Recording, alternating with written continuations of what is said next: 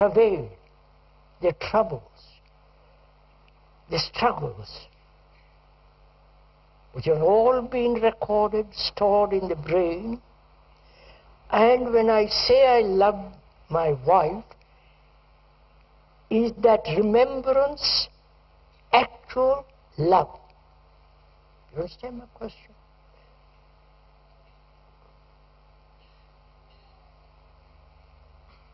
So,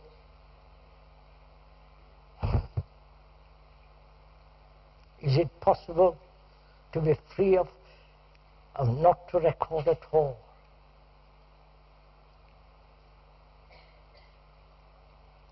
Please don't wait for an answer from the speaker, whether it is possible or not, but let us together find out.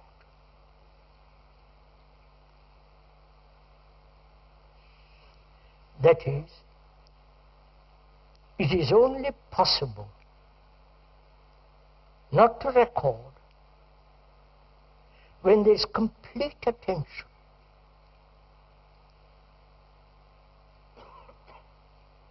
Right? I'll show you.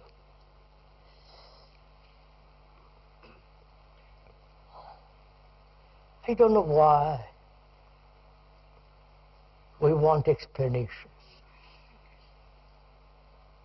Why our brains are not swift enough to capture, have an insight into this whole thing immediately.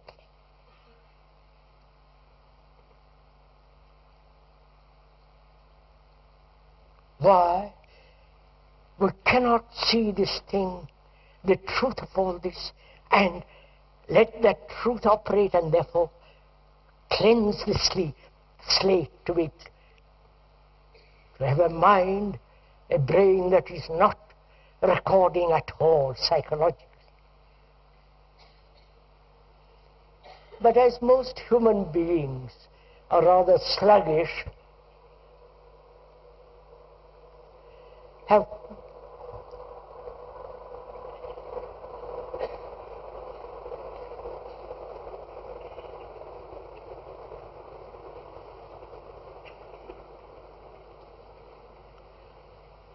rather like to live in their old patterns, in their particular habit of thought. Anything new they reject, because much better to live with the known rather than with the known. In the known there is safety. At least we think there is safety. We think there is security in the known. So we keep repeating, walking, struggling within that field of the known. And to discover together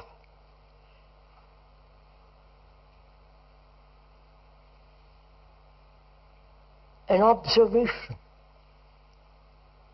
without the whole process of machinery of memory operating.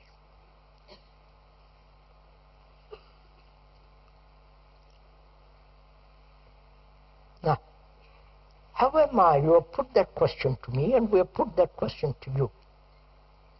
Is it possible in our relationship with each other, intimate or not, is it possible not to create an image about each other? Because that image, the remembrance of things past, which is the image, divides people.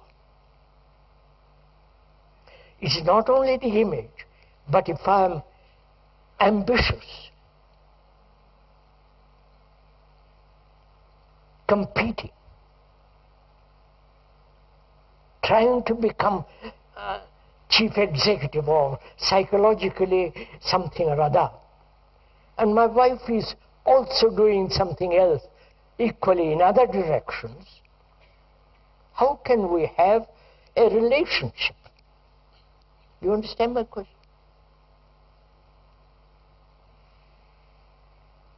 This is actually what is going on in the modern world. The man and the woman, each is seeking his own particular career, right? His own, their own ambitions, separate ambitions, greed, envy, success, identification.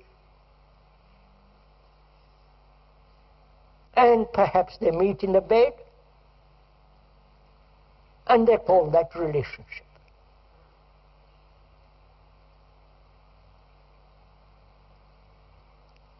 So, observing all this in one's daily life, one inevitably asks, is there a relationship which is not actually based on this? Then one has to inquire very closely and deeply, what is love?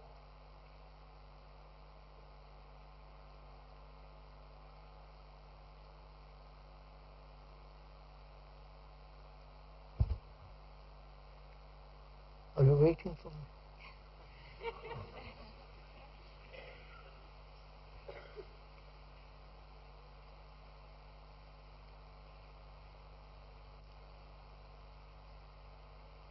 This is a very complex question,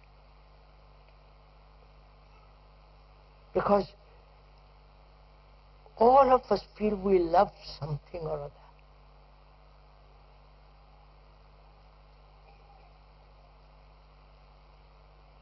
Not only the abstract love, love of a nation, love of a people, love of God, love of gardening, love of overeating. We have abused that word so terribly. So we have to find out basically what is love.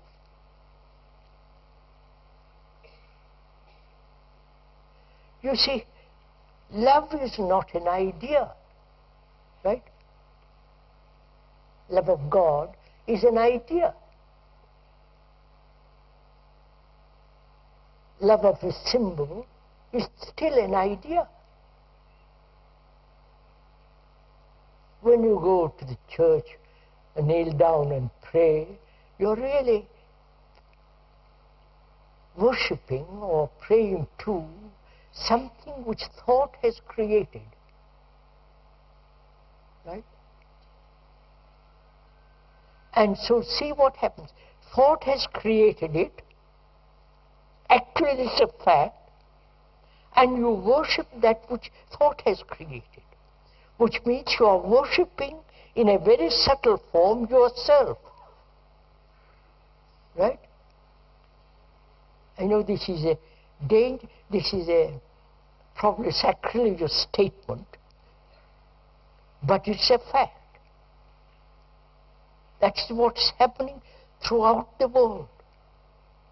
You create, thought creates the flag,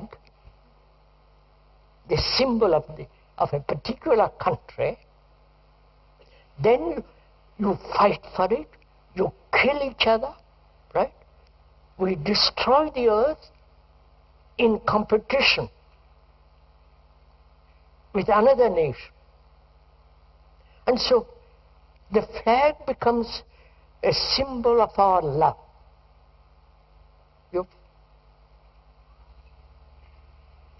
And similarly, there is the religious love, the devotion to a symbol. Again, see what thought does.